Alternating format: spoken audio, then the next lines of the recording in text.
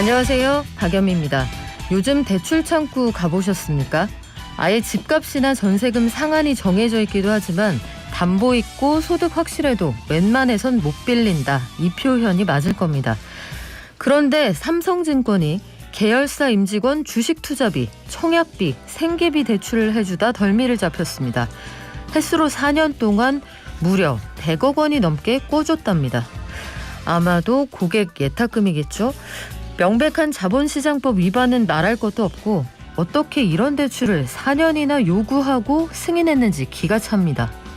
안팎의 정세가 요란하면 중요한 쟁점이 종종 묻히지요. 하지만 아르구스의 눈을 모두 감게 할 수는 없습니다.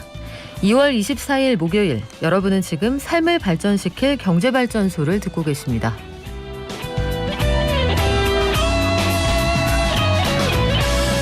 네, 삼성증권의 불법 대출 소식 자세히 전해드리고요. 서학개미 열풍에 작년 해외 금융자산, 이 채무가 역대 최고라고 하네요. 또 어제 발표된 2030 미혼 청년의 주거인식 보고서. 내 집 마련을 해야 한다고 했을까요? 아니라고 했을까요? 자세한 내용 통계로 알려드립니다.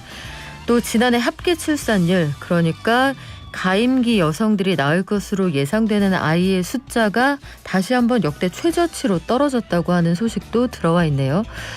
코로나19 와중에 전반적으로 소비 심리가 좀 약화됐다는 평가가 있었는데 서민들의 술, 이 소주도 값이 제법 올랐습니다. 반면에 이번 달에 그래서 소주 관련 주식의 가치는 상당히 올라갔거든요. 앞으로 식당에서는 소주 한 병에 6,000원 시대가 열릴 수도 있다고 하는데 물가 전망까지 알아보겠습니다. 증시 시간에는 간밤 뉴욕 증시 그리고 오늘 우리장 또 우크라이나 사태까지 함께 전망해보고요. 박연미의 경제픽, 국내 1호 정리 컨설턴트 윤선현 대표와 함께 이제 봄인데 집 정리 한번 같이 시작해보시죠.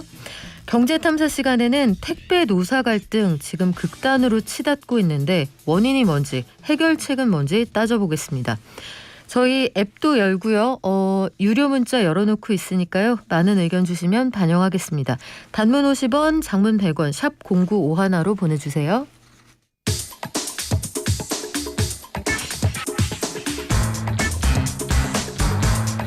매일 아침 쏟아지는 경제뉴스 10분만 투자하면 충분히 따라잡을 수 있습니다. 10분 경제, 한겨레 신문 이지혜 기자가 정리합니다. 안녕하세요.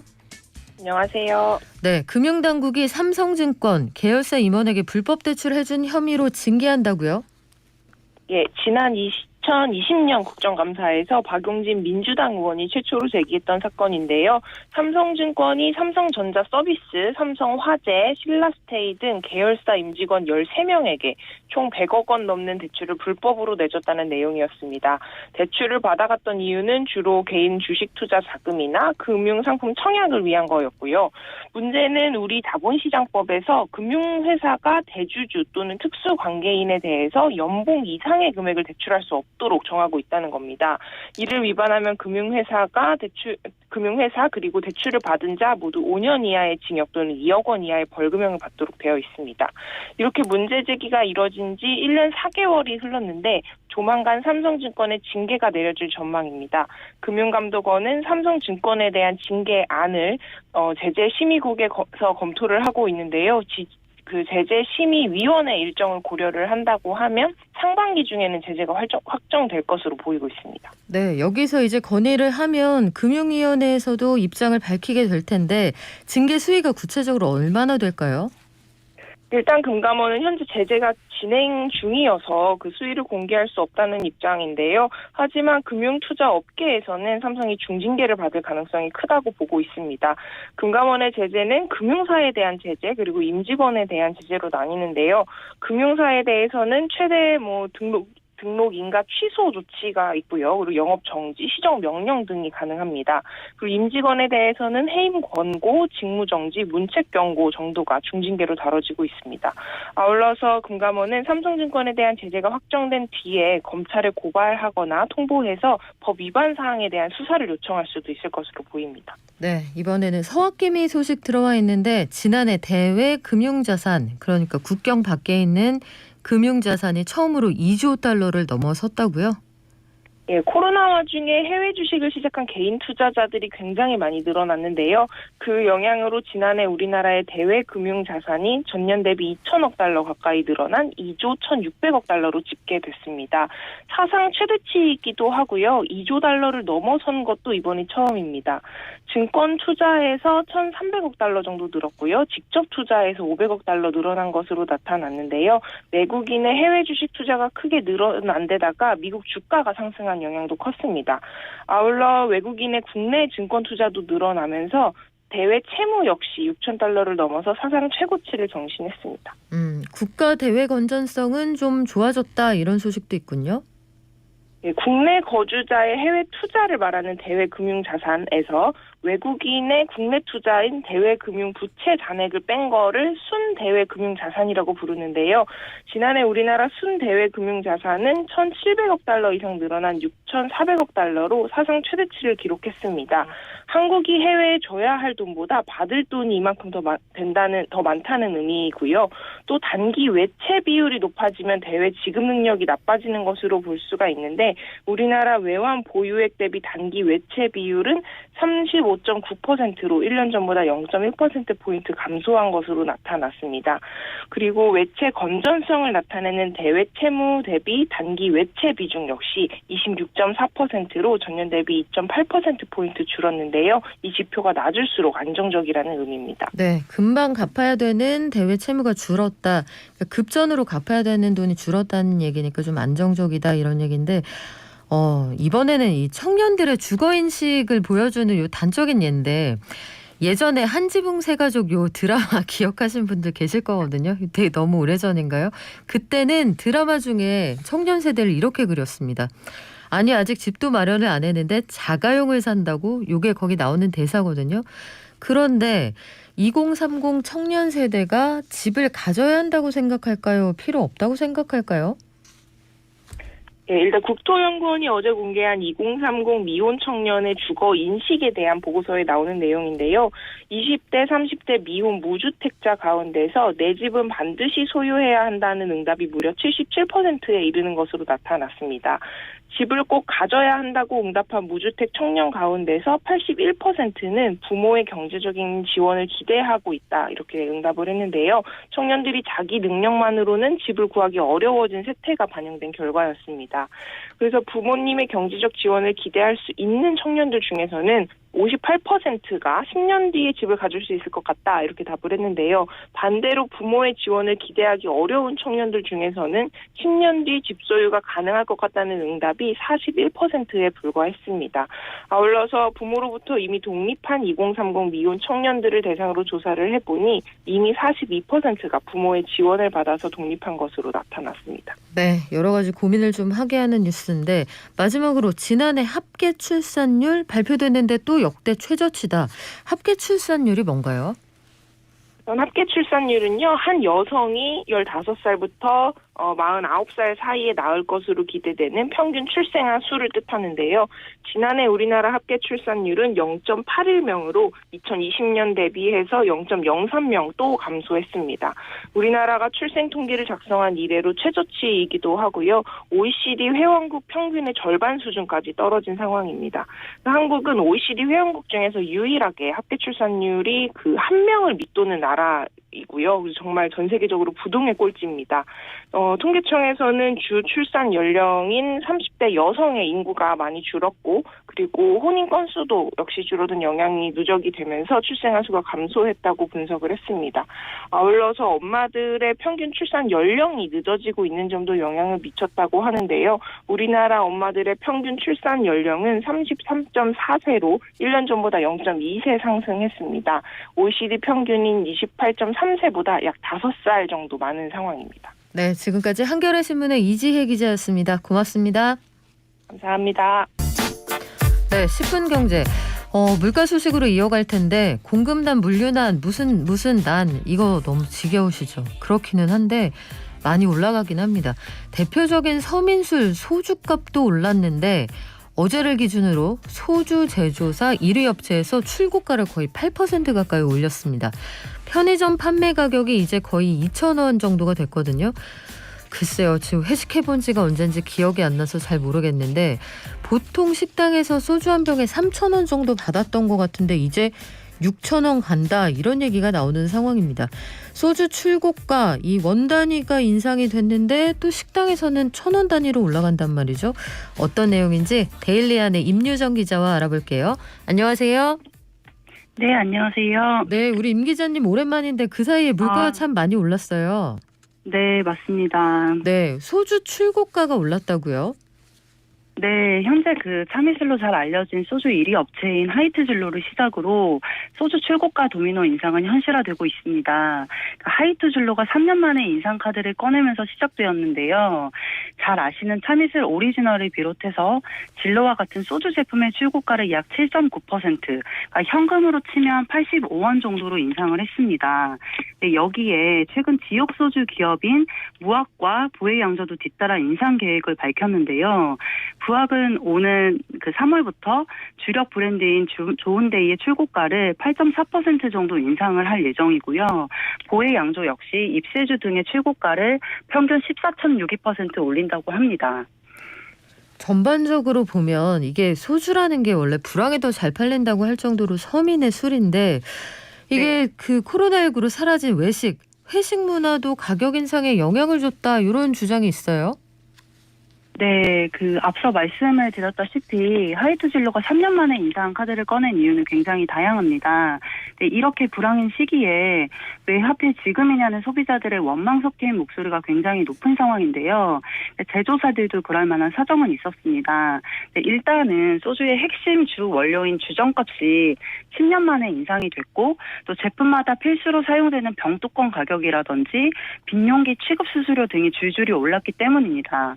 또 여기에 물류비라든지 인건비 상승과 같은 제반 비용이 또 크게 치솟으면서 더 이상은 제조사들도 버틸 수 없는 그런 상황에 놓이게 된 것이 첫 번째 이유입니다. 또 환경적인 요인도 굉장히 컸습니다. 네. 다들 아시겠지만은 코로나 사태 이후에 주류 업체들의 피해가 굉장히 가시적으로 드러나게 됩니다. 그러니까 식당이나 술집 등의 영업 제한이 지금 현재 2년 이상 지속이 되고 있는데요. 이런 상황에서 불황에 따른 외식 경기가 또 침체를 하면서 제조사 입장에서는 눈덩이처럼 불어난 이 손해를 더 이상은 감당하기가 어렵게 된 것입니다.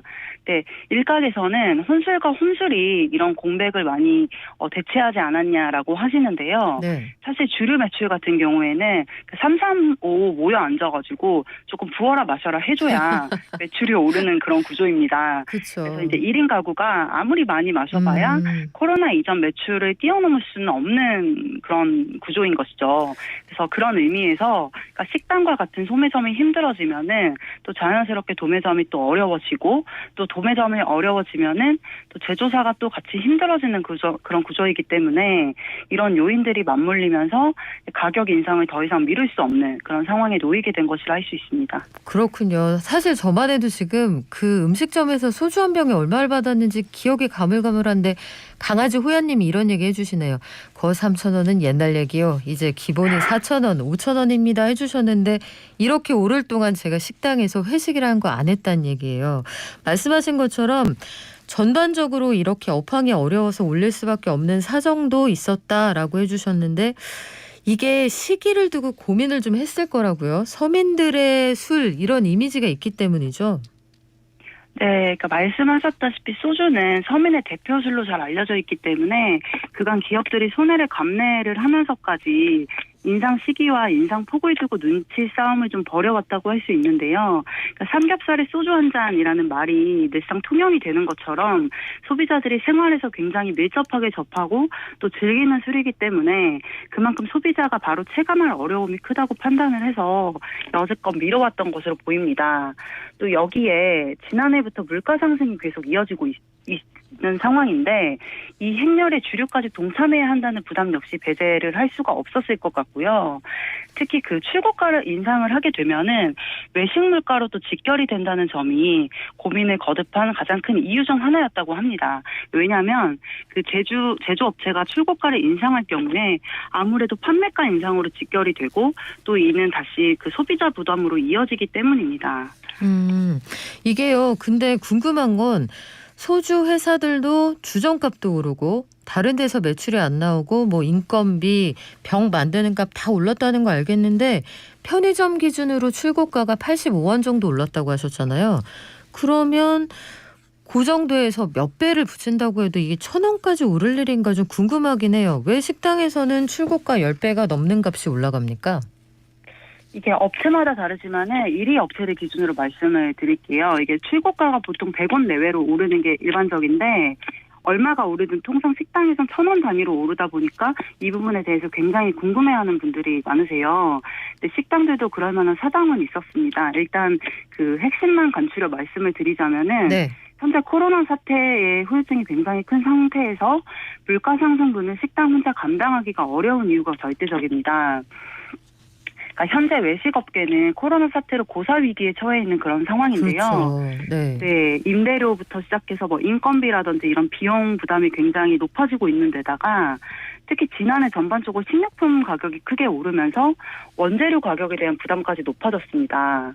근데 이런 상황에서 식당 입장에서는 음식을 팔아가지고 이윤을 남기기 위해서는 물가 상승률을 반영을 해서 메뉴 가격을 올려야 하지만 가격 인상에 대한 소비자들의 반감을 또 고려를 해야 하는 데다가 자칫 잘못하면 오히려 매출 하락이라는 역풍을 맞을 수 있기 때문에 지난해 가격 인상하고 이윤 포기를 놓고 저울질을 좀 해야 하는 그런 상황에 있었다고 합니다. 그러니까 쉽게 말하면은 두부하고 콩나물 같은 식자재가 올랐음에도 불구하고 메뉴에 일일이 반영을 하지 못한 것입니다. 네. 주류 업계는 이에 주목할 필요가 있다고 설명을 합니다. 그러니까 다른 식자재 가격 인상을 메뉴에 일일이 반영을 하지 못한 것이 주류 쪽으로 쏠림 현상이 나타난 것이라는 뜻입니다. 단일 품목에 가격이 좀 그 전가된 측면이 있다. 이게 참 다들 경기가 너무 어렵다 보니까 아주 조심스럽습니다. 그 자영업자들도 아마 지난해 그나마 있는 손님 떨어질까 봐 가격을 다 반영하지 못했다 이런 말씀들을 하시는데 삼겹살집에서도 이제는 점심 장사만 한다 그런 얘기가 나오기는 하더라고요. 네. 이를 조금 더 정확하게 이해하기 위해서는 주류 유통 구조에 대해서 조금 알고 넘어갈 필요가 있습니다. 통상 주류 유통은 단계별 마진이 붙으면서 이렇게 가격 차이가 발생을 하는 그런 구조인데요. 주류 공장에서 출고된 소주는 전국의 주류 도매상으로 이렇게 넘어가게 됩니다. 근데 그 다음에 도매상이 다시 적정 마진을 붙여서 그 식당으로 갑니다. 근데 이런 유통 과정을 거쳐서 소주를 넘겨받은 식당은 이후 병당 소비자에게 5,000원, 6,000원 이런 식으로 판매를 하게 되는 것인데요.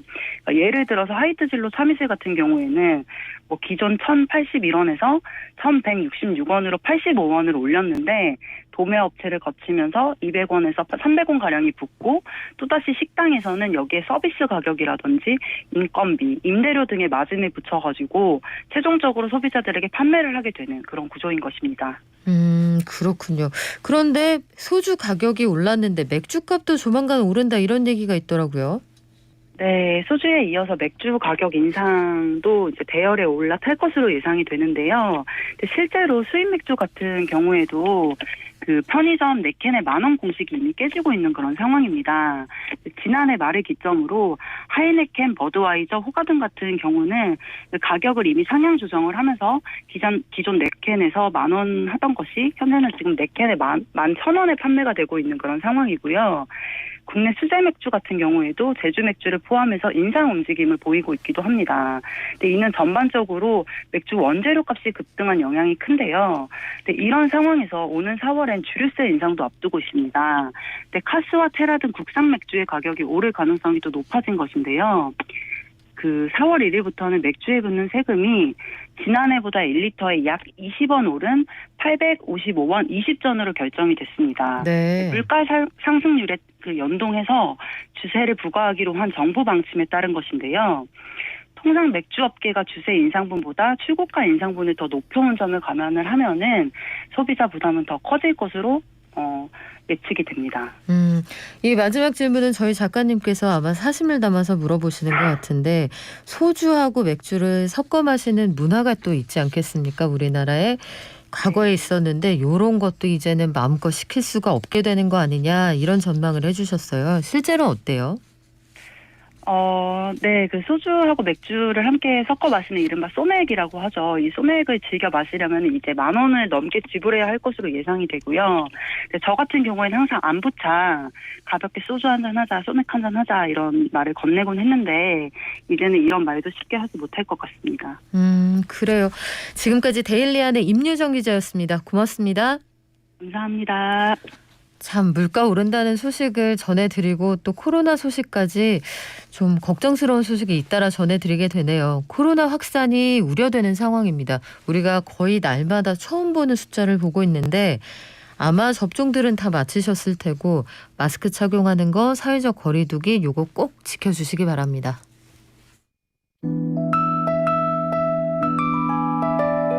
개미 한 마리, 개미 두 마리, 개미 세 마리가 사과를 들고 하나, 둘, 셋. 간밤 뉴욕 증시 그리고 오늘 우리 증시 전망해 봅니다. 미래에셋증권 디지털 리서치 팀의 박광남 팀장입니다. 안녕하세요.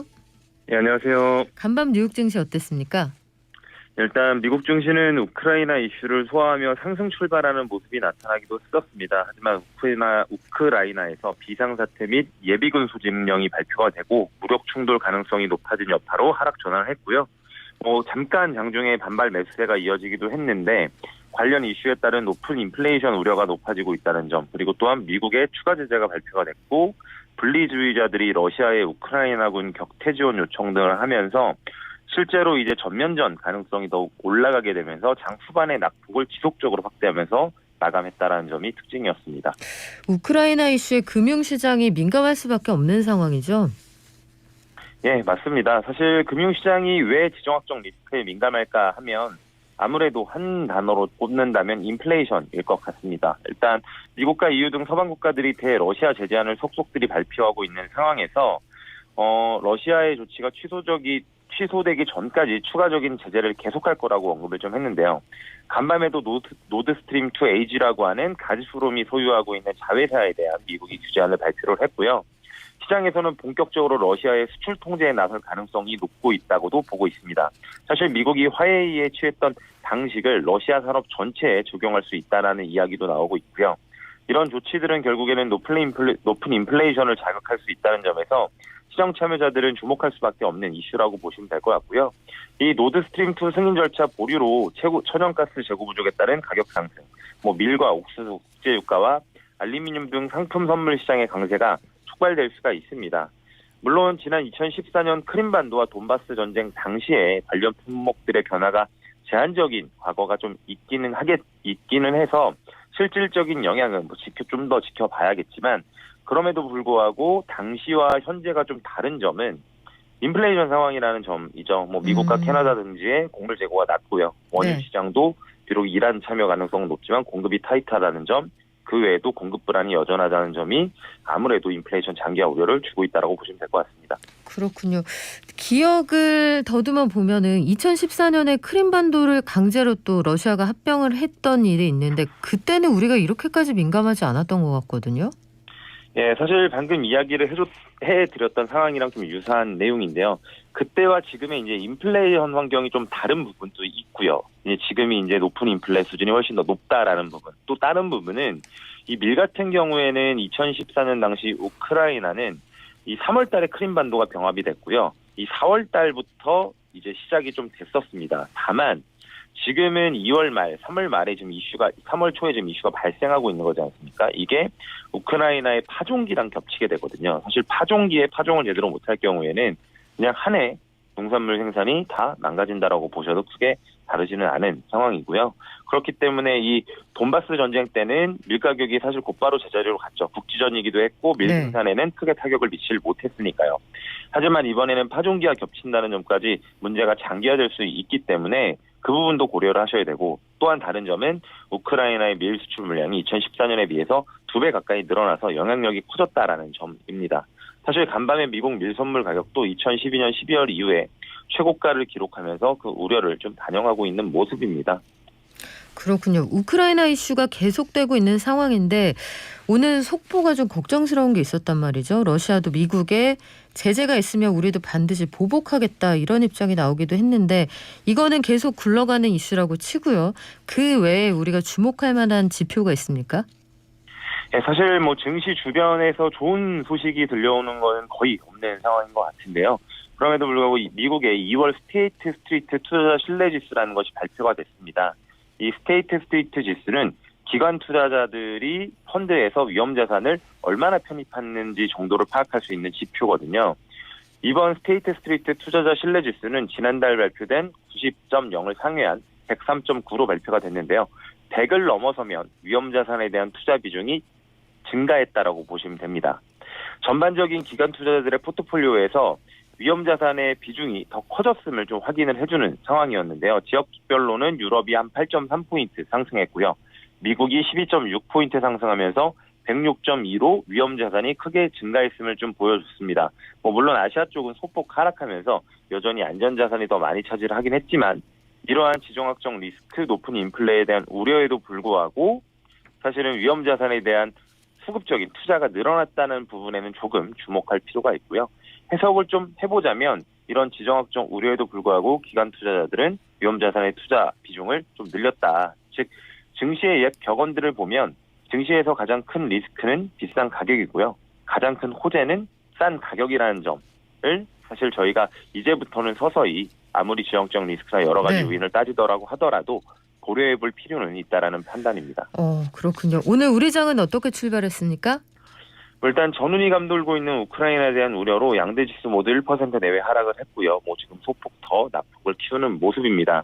다만 조금 전일과 다른 모습은 외국인들이 현물은 매도하고 있으나 선물은 아직까지 좀 사주고 있다라는 측면인데요. 상대적으로 달러 환율이 양원 흐름을 보이고 있기 때문에 외인 포지션에 변화가 있는지 오늘 장중에 좀 주목해서 보실 필요가 있을 것 같고요.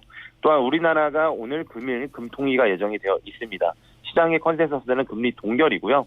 다만 이 물가 전망에 대한 수정치가 어느 정도 수준으로 발표되는지까지 파악하시면 될 것 같습니다. 네, 지금까지 미래에셋증권 디지털 리서치팀의 박광남 팀장이었습니다. 고맙습니다. 감사합니다.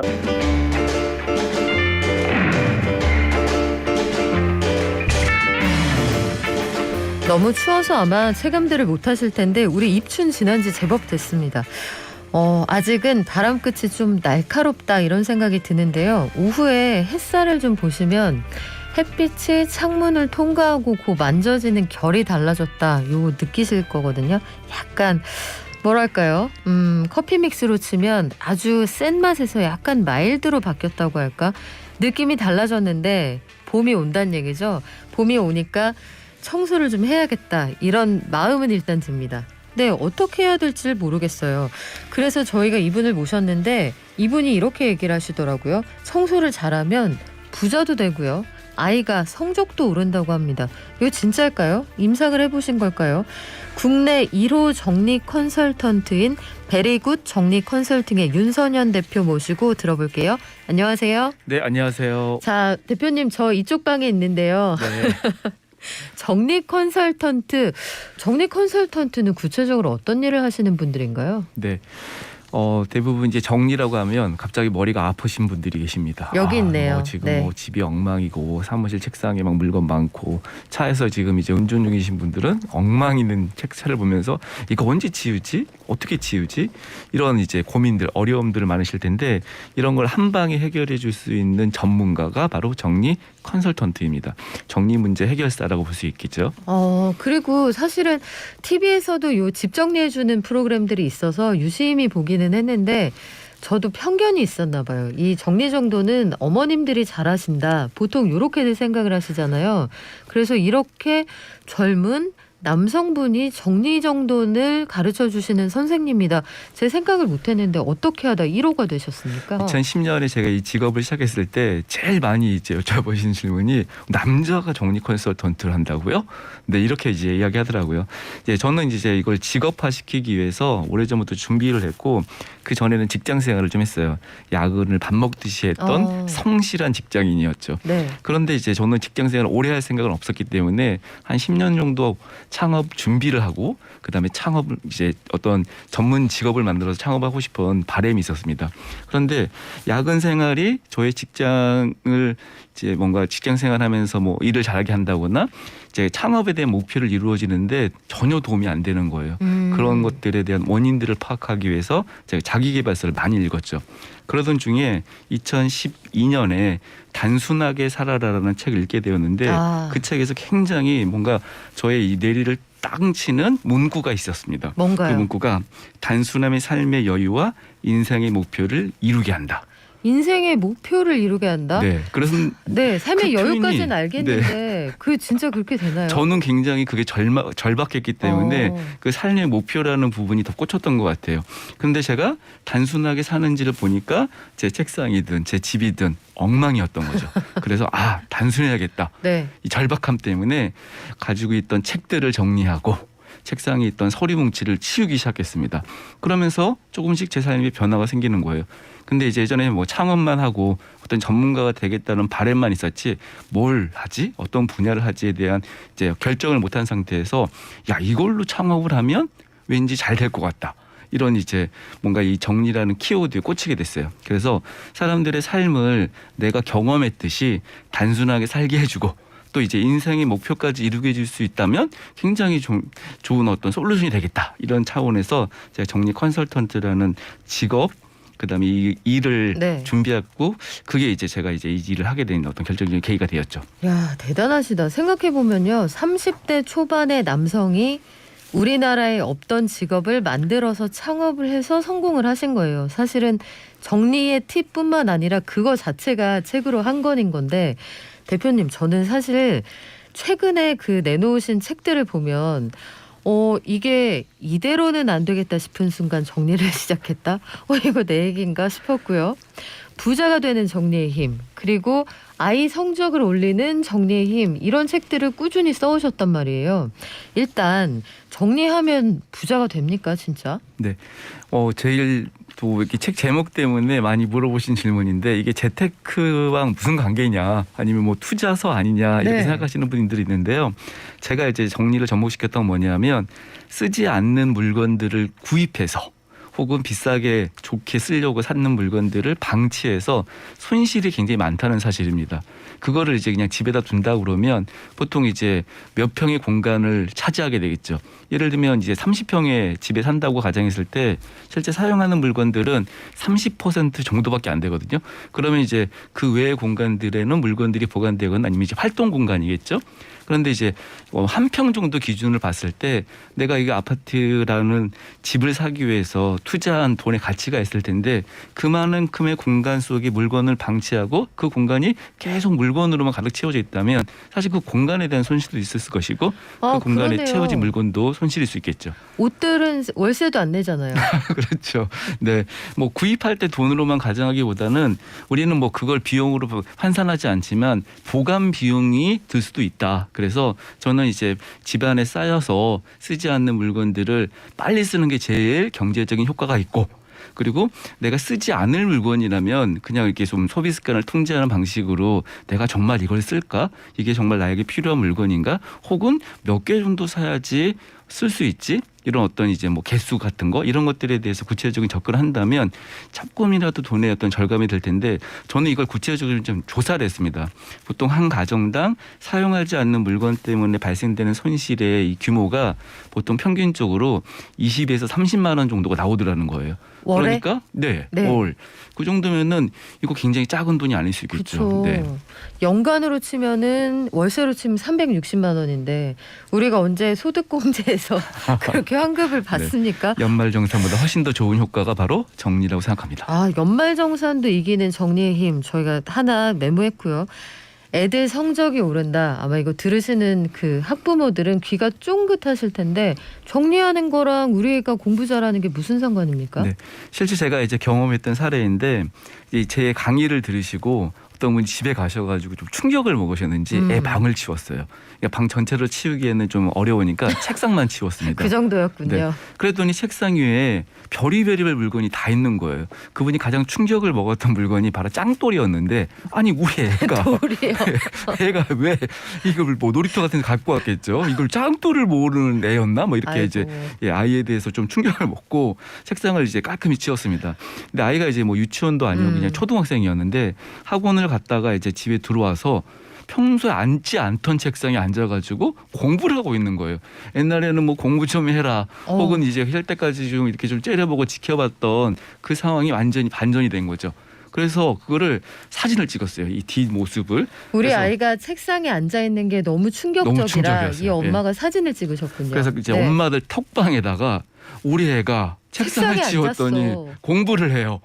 그래가지고 이제 다른 엄마들도 수군거리는 거죠. 아니 뭐야, 무슨 일이야. 그래서 그분들도 똑같이 책상을 치웠대요. 아. 그날 저녁에 그 톡방에서 난리가 났습니다. 근데 이게 굉장히 별것도 아닌 것 같고 네. 물론 그런 어떤 극단적인 변화가 모든 집에 해당되지 않을 수 있겠지만 저는 그렇게 인식을 했거든요. 아이가 자신의 책상에 대해서 책상이라는 공간이 공부하는 곳이라는 것에 대해서 인식하게 되고 그래 내가 이제 해야 할 일이 있는 거죠. 당연히 이제 뭐 TV를 보거나 게임기 가지고 놀고 싶고 뭐라 하고 싶지만 그래 책상에 앉아가지고 이제 해야 될 것을 그 자리를 통해서 하게 된 거죠. 예전에는 식탁 혹은 거실에 있는 그냥 탁상 이런 대부분 공간을 그래요, 이용했겠죠. 사실. 네. 네. 아 그렇구나. 이게 우리 애가 책상에 스스로 앉았다가 너무 놀라워서 사진 찍는 이 부모님의 마음 아마 공감하는 분들 많을 거예요. 그래서 굉장히 다양한 의뢰를 좀 받아보셨을 것으로 생각이 되거든요. 네. 저희 집 좀 살려주세요. 아니면 저 이거 정말 답이 안 나와요. 어떻게 하면 됩니까? 했던 의뢰인들 중에서 제일 기억에 남는 분이 있을까요? 일반적으로 정리가 어려우신 분들의 이제 이게 공통 사항들을 제가 많이 보니까 물론 이게 이제 또 뭐 해당되지 않다고 말씀하시는 분들도 있긴 하지만 저는 그거를 많이 봤기 때문에 일단 뭘 많이 사시는 분들이 일단 정리가 안 되게 돼 있죠. 아무래도 그렇죠. 네. 그래서 이제 집에 가면 택배 박스, 쇼핑백 뭐 이런 것들이 엄청 많습니다. 근데 이제 그거에 너무 치이셔서 이제는 이제 그렇게 사던 물건들을 둘 데가 없으셔서 저희한테 의뢰를 한 거예요. 그래서 이제 막 정리를 하고 있는데 계속 택배가 와요. 그래서 와 이건 정말 심각한데 이제 아까 뭐 제가 재테크하고 정리랑 관련성이 있다라는 부분도 사실 그런 측면일 수 있을 텐데 야 이건 정말 소비 습관의 문제부터 바꾸지 않으면 네. 정리를 아무리 잘해놔도 또 그 빈 공간에 택배가 쌓일 텐데 그런데 그 택배라는 게 뭔가 이제 내가 살려고 그러니까 쓰려고 이제 샀을 텐데 그게 빈 박스가 수십 개가 있는 거예요.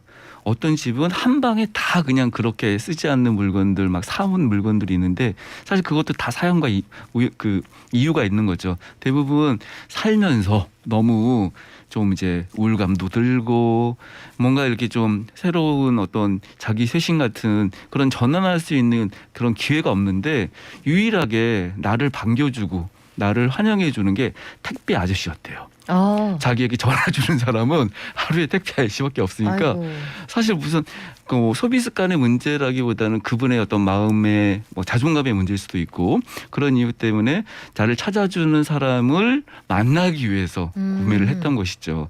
저는 사실 그거는 좀 뭐 지금은 웃을 수 있는 상황이지만 그분이 가지고 있는 환경이나 여건을 보면은 굉장히 좀 슬픈 일이죠. 코로나19 이후에 아마 그런 우울감 느끼시는 분들 많을 거예요. 그래서 나의 이런 답답한 마음을 어떻게 해소하면 될지 해서 그게 쇼핑이 된 분들도 분명히 있을 겁니다. 들어두시면 도움이 될 것 같은데 그래서 오늘 저희에게도 이런 분들 다 들어와라 정리 노하우 알려주겠다고 하셨습니다. 하루에 15분이면 가능하다고 하셨는데 저는 약간 반항하고 싶어요. 제가 해봤는데 15분 어림도 없던데요. 저희 네. 집은. 15분이라는 시간은 정말 평소 정리하지 않으셨던 뭔가 이제 정리 습관과는 전혀 거리가 먼 사람들한테 줄 수 있는 처방전이라고 보시면 될 것 같은데요. 사실 15분의 시간도 한 단으로 환산하면 7.5시간이거든요. 그 정도의 시간이면 얼마나 놀라운 일이 생길 수 있냐면 나 혼자 방 한 칸을 정리하는데 충분한 시간입니다. 그러면은 내 방 전체적으로 뭐 30평이면은 방이 한 3, 4개 있겠죠. 그 3, 4개짜리 방을 정리하는데 하루라는 시간은 투자해서 절대 변화되지 않지만 한 4개월이나 6개월 혹은 1년 정도 시간을 매일 15분씩만 투자해도 평소 정리하지 않았던 공간은 전혀 다른 변화가 생기겠죠. 그런 의미로 15분이라는 의미를 둔 거고요. 딱 1%의 투자만 하면 그래도 습관화시키는 데 도움이 된다. 그리고 내가 딴 건 다 전체적으로 이제 안 될 수 있겠지만 어쩌면 중요한 공간 한 군데 네. 혹은 내가 그냥 너무 속상한 공간 한 군데 혹은 많은 시간을 머무르는 곳 주로 거실일 수도 있고요. 네. 어떤 분은 주방이기도 하거든요. 그래서 그래 내가 저 방 하나만 한번 15일씩 정리해서 한 달 만에 한번 변화를 만들어 보자. 이런 어떤 이제 자극제를 주기 위해서 제가 15분이라는 시간의 의미를 부여한 겁니다. 듣고 있는데 왜 이렇게 찔리는 그런 느낌이 들죠? 갑자기 의자가 가시방석 같은 느낌이 드는데 저도 해볼게요. 15분 정리 스킬. 근데 목적이 있어야 된다고 하셨어요. 첫 번째는 목적에 맞게 비우는 게 첫 번째 스킬이라고요? 네. 집이라는 전체적인 공간을 보고 그냥 여기가 정리도 안 돼 저기도 정리안 돼라기보다는 일단 내가 중요하게 생각하는 아까 거실이거나 뭐 주방이거나 아이방일 수도 있겠죠. 이 방 한 개를 놓고 정리를 시작하실 때 첫 번째 고민할 것은 목적입니다. 이 거실의 목적은 뭐지? 실제 이제 하신 활동들이 있겠죠. TV를 보거나 휴식을 취하거나 가족과 대화를 나누거나 식사를 하거나 뭐 아이들이 공부할 수 있는 방이 될 수도 있습니다. 그러면 그 목적에 맞는 공간이 되려면 가장 대표적으로 해야 될 것은 목적이 맞지 않는 물건을 빼는 거예요. 공부를 하는 방으로 만들어 놨는데 공부랑 전혀 상관없는 물건이 있거나 혹은 이제 둘 데가 없어가지고 어쩔 수 없이 두어둔 물건들이 어쩌면 산만함을 만들 수도 있고 오히려 해야 될 활동들에 대해서 방해를 만들 수도 있겠죠. 그래서 실제 어떤 집 같은 게 보통 많이들 하시는 거지만 아이 방에 TV를 빼거나 컴퓨터를 빼는 것도 그 방의 목적을 살리는 활동들인 거죠. 그래 여기는 애가 공부만 하고 잠만 자고 아이 물건만 보관해야 되냐면 내 물건일 수도 있고 부모님의 물건일 수도 있고 혹은 이제 이 목적에 상관없을 수 있는 해당될 수 있는 그래 아이가 이 방에서 이거 안 했으면 좋겠어. 이런 류의 물건들을 뺀다면 그 공간의 목적이 살린다는 거예요. 그런 의미에서 네. 목적이라는 키워드가 정리를 시작할 때 가장 염두에 둘 키워드입니다. 자, 그러면 두 번째 팁은 뭡니까? 두 번째는 가치라고 제가 이제 정의할 수 있는데요. 가치는 뭐냐면 내가 어떤 아까 아이방을 정리했을 때 그냥 방을 정리하는 건 목적을 살렸습니다. 그러면 그 공간의 가치를 만들어야겠죠. 그 가치를 살릴 때 염두에 둘 것은 바로 물건으로 인해서 생길 수 있는 가치인 거예요.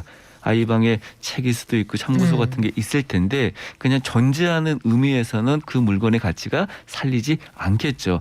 한 권이라도 빼서 한 장이라도 읽고 내가 필요한 공부를 접목시킨다면 그 책의 가치가 생기듯이 우리가 소유하고 있는 물건들은 구입했던 의도도 있을 것이고 그 물건이 가지고 있는 고유의 가치가 있기 때문에 그래 내가 런닝머신 사놓고 그냥 빨래만 건조했다 혹은 이불만 널었다 한다면 한 뭐 15분이든 한 뭐 30분이든 이렇게 탄다면 그 런닝머신의 가치가 생긴 거죠. 그러니까 뭐 네. 금액을 환산한다면은 내가 그 물건을 구입하기 위해서 사용했던 금전적인 가치일 수도 있고요. 물건이 뭐 10,000원짜리 물건인데 오히려 본전을 빼듯이 100만 원어치 가치를 만들 수도 있거든요. 그래서 실제 이제 뭐 정리를 제가 잘하는 사람이라고 정의하는데 집에 책이 1000권이 있다고 공부를 잘하거나 뭔가 학구적인 사람이 아니잖아요. 네. 근데 내가 한 10권의 책이 있는데 그 책을 한 3-4번씩 읽고 그 책에 있는 내용들을 잘 숙지하고 기억하고 그 책에 있는 내용들을 실천한다 그러면 그 1000권 있는 사람들보다 그 책의 물건의 가치가 훨씬 높겠죠. 네. 그런 의미를 그러면 얘기합니다. 자, 두 번째까지 알아봤고 오늘의 마지막 질문입니다. 세 번째 정리 팁 짧게 들어볼까요? 수납이라는 키워드입니다. 수납이라 그러면 보통 이제 물건을 넣는 행위라고 정의하는데 저는 넣는 것보다 중요한 게 빼는 것이다. 수납을 잘해야 되는 이유는 잘 넣고 잘 빼기 위함이고 잘 빼려면 어떻게 돼 있어야 되냐면 내가 아는 곳에 적재적소라는 표현처럼 네. 그다음에 100% 다 채워지기보다는 한 70에서 80%만 채워서 쉽게 뺄 수 있도록 그리고 한 번 넣어진 물건이 계속 방치되기보다는 한 번씩이라도 빼서 거기 또 뭐가 있지 또 옮겨야 될 장소가 있을 수 있고요. 그런 식으로 수납을 하는 게 좋다. 그래서 냉장고 수납이 잘 돼 있다는 것은 네. 냉장고에 빽빽하게 식재료가 있다는 의미보다는 내가 어떤 음식, 어떤 식재료가 있는지 알아서 요리할 때, 식사할 때 바로 뺄 수 있는 그 상태가 바로 정리된 냉장고로 볼 수 있겠죠. 알겠습니다. 우리 완벽하려고 하지 맙시다. 하루에 15분씩 완벽하지 않지만 조금씩 삶의 습관을 바꿔보자 이런 말씀으로 이해했습니다. 지금까지 국내 1호 정리 컨설턴트 베리굿 정리 컨설팅의 윤선현 대표였습니다. 고맙습니다. 네, 감사합니다. 돈이 굴러가는 기본적인 흐름. 잘 먹고 잘 사는 게 주식 관련해서 가짜 정보가 많더라고요. 용어라든지 이런 게 너무 어려우니까 잘 모르는 사람들도 쉽게 접할 수 있는 서민들 정책을 많이 좀 알려줬으면 좋겠습니다. 경제를 이해하는 똑똑한 습관. 경제발전소 박연미입니다.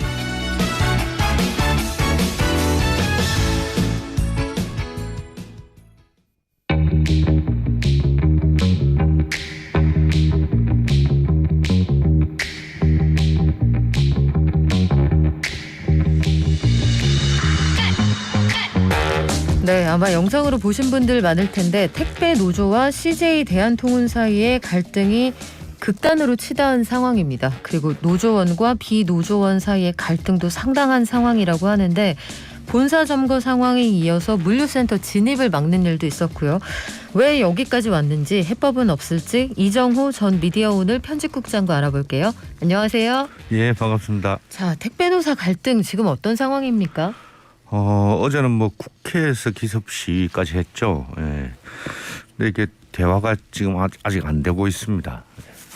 지금 상황이 보면 매일매일 들어오는 화면들이 좀 굉장히 살풍경한 것들이 있단 말이에요. 예. 예컨대 회사는 택배기사 노동자 아니다. 개인 사업자다. 근데 왜 우리한테 와서 파업을 하느냐 이렇게 주장을 일단 하고 있어요. 이게 지금 특수고용직이라고 해가지고 좀 애매한 신분입니다. 예. 노동자법상으로 노조를 만들 수는 있는데 근로기준법상의 노동자는 아닌 그런 형태의 신분이거든요. 그러다 보니까 이게 애매해가지고 계속 이제 갈등하는 거죠. 이게 보니까 그 회사에 소속된 택배기사들도 따로 계시더라고요. 예, 직접 고용되어 있는 아주 정규직 같은 그런 분들도 계시고 IMF 이전에는 물류회사들이 대부분 다 이렇게 운영을 했습니다. 그게 외주화가 되어 있다. 전국에 이런 특수고용직이 얼마나 됩니까? 한 15년 전쯤에는 200만 명 정도밖에 안 됐는데 최근에 신산업들이 이제 들어서면서 이렇게 조금씩 늘기 시작해가지고 장혜영 의원실에서 최근에 조사한 걸로 보면은 2020년에 이미 700만 명을 넘어선 걸로 나왔어요. 700만 명이요. 엄청난 숫자인데 지위가 애매하다고 말씀을 해주셨어요. 이게 예. 법의 보호를 받기도 애매하고 회사와 관계를 맺고 여기에서 본인들이 원하는 바를 전할 수 있는 창구가 애매하다 이런 얘기를 하는데 이런 직업군이 등장한 사회적인 배경이 있겠군요. IMF 이후에 이제 인건비를 줄이려고 뭐 구조조정도 많이 했습니다만은 그러다 보니까 퇴직금이나 각종 뭐 연차 수당이나 이런 것들을 안 주려고 아예 개인 사업자하고 계약을 맺는 형태로 이게 이제 화물업계는 지입차주 같은 그런 제도로 처음에 이렇게 나오기 시작한 거죠. 한 20년 됐죠. 이게 사실 고용 형태가 분화되기 시작한 건 경제 위기 상황과 무관치 않은데 애매한 법적 신분 때문에 현재 상황이 타개되지 않는다. 그래서 갈등이 더 깊어진다. 이런 주장도 있더라고요. 예, 회사는 이분들이 개인 사업자이지 노동자가 아니라고 이제 계속 이야기하고 있고 노동자들은 우리가 전속성을 가지고 이 사업자하고만 계약을 맺어가지고 다른 사업자하고는 계약을 맺지 못한다. 그렇기 때문에 사실상 매여 있는 노동자다 이렇게 주장하는 거죠. 지금 보면 그 최근에도 택배 노조가 그 물류센터에서 이게 진입하는 그 길을 막는다든지 아니면 본사를 점거하면서까지 대화를 요구를 하고 있거든요. 네. 근데 상황이 이렇게 되면 CJ 사측도 대화에 나서서 해법을 찾는 게 아주 실리적인 목적을 위해서라도 더 나은 방향이 아닌가요? 그게 이제 지금 택배 회사 중에서 CJ 대한통운이 제일 큰 회사이다 보니까 아주 상징적인 사건인 거죠. 대리전 양상을 좀 띠고 있는데 사실 해법은 그렇게 복잡하지는 않습니다. 어떻게 하면 돼요? 작년에 상생 해병 맺어가지고 몇 명을 추가 채용해가지고 물류 집배송하는 거는 운전하는 거는 택배 기사들이 하지만은 아침에 정리하는 거는 다른 분이 하기로 했지 않습니까? 그게 어디까지 진행됐는지 확인하면 되는 거죠. 몇 명을 고용하려고 했는데 그게 됐는지, 그리고 만약에 안 됐다면은 왜 안 됐는지를 회사가 노동조합하고 솔직하게 이야기하면은 해결이 돼. 그럼 언제까지 될 건지 뭐 이렇게 풀어나가면 되는 건데, 이게 지금 이제 지난해 과로사가 많았다 보니까 노조도 이제 조합원들의 과로에 대해서 굉장히 신경을 쓰고 이러다 보니까 대화가 안 되니까 계속 이렇게 지금 2달 28일이 되면 딱 2달이 됩니다. 그러니까요. 그래서 우리가 연말 택배 대란 아니면 설 때 택배 대란 이런 거 걱정했는데 그게 지나고도 해결이 안 되는 상황이잖아요. 예. 이게 파업 사태를 보면 그래서 시간이 길어지면 길어질수록 말씀하신 택배 노조 그리고 CJ에 직접 고용이 되어 있는 그 기사분들의 노조, 이 두 노조 사이에도 갈등이 있고, 그렇죠. 노조원과 비노조원 사이에도 갈등이 있고, 그러니까 그들이 파업을 하면 우리한테 지나치게 과중한 노동이 전가된다 이런 주장이죠. 예. 대리점들도 손해를 본다, 물건 못 보내서 자영업자들도 피해를 본다 이런 주장을 하시는데, 말씀하신 것처럼 그런 게 국토부를 중심으로 해서 사회적 합의를 이뤘으면 공익감사 같은 게 가능하지 않습니까? 그렇죠. 예. 그런 것들 지금 이게 CJ가 워낙 크다 보니까 우체국 택배하고 연계 수송하는 것도 꽤 많거든요. 네. 시골 가면 지금 그렇게 돼 있는데 우체국 택배를 주문해도 같이 연결돼 가지고 안 오는 거죠. 이게 사회적으로 이제 파장이 크기 때문에 빨리 뭐 정치권이든 아무리 이제 대선이 바쁘더라도 조정을 해 들어가면은 그렇게 어렵게 이렇게 간극이 벌어져 있는 건 아닙니다. 근데 반면에 또 이런 주장도 있어요. 노조의 대응이 지나치게 물리적이다. 내지는 문을 부수고 들어가는 이런 장면들을 보면서 이제 사람들이 여론이 좀 악화됐다 이런 주장도 있는데, 노조로서 불가피한 측면이 있었던 겁니까? 아니면 말씀하신 것처럼 대리전에서 여기서 기세를 잡겠다 이런 측면이 있는 겁니까? 몇 번 파업을 했는데 작년에도 한두 번 했는데 이제 안 되고, 상생협약도 중간에 5월 달에 되려고 하다가 뭐 연기되고 계속 그런 것들 과정들이 좀 있었기 때문에 노조가 이거에 대해서 이제 간절함은 좀 있는 거죠. 그렇지만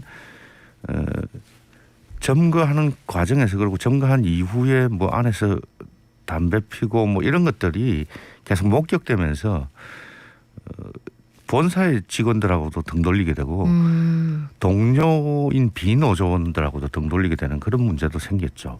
이게 자체 노노 갈등이 될까 이것도 참 걱정스러운데, 일단 저는 이제 더 이상 노사 간의 갈등을 조정하기 어려운 상황이면 말씀하신 것처럼 사회적 대타협을 자랑했던 정부도 여기 이제 들어가야 하는 시점이 된 것 같아요.